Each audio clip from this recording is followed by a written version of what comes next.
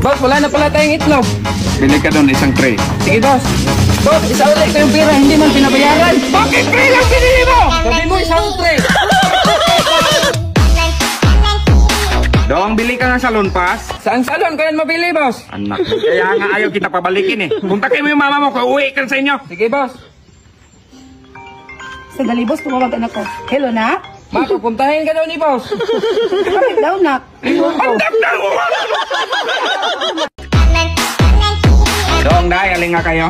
Since dalawa naman kayo dito, pagtulungan nyo yung gawaing bahay ha. Sige, Opo, boss. Balik ka rin mo daw. Yung dulo na naman. Ano naman kutsara, pinagtulungan nyo! Dahil, lutuan mo nga ako ng itlog. Dilaw, boss, o puti? Yung puti. Boiled to scrambled. Boiled. Hard or soft cook? Kadami mo. Dong, lutuan mo nga ako scramble. With egg, boss. Na, tumas. Dahil, baka may makuha ka pang ibang personal assistant. Yung kapatid ko, boss, interesado yun. Wag na lang, Day. Baka mas malala pa yun sa'yo. Yung iba na lang. Ay, yung kapitbahay ko, boss, gwapo yun. Sige, sige, yan, yan. Ito na, boss. Hi, boss. Anak nang bumalik ka pa talaga, Dong! Dahil, pahinging ang tubig. Ah, boss, mineral o natural? Mineral. Mainit o malamig? Malamig. Malaki o maliit? Day, soft drinks na lang, Day. Pepsi o Coke?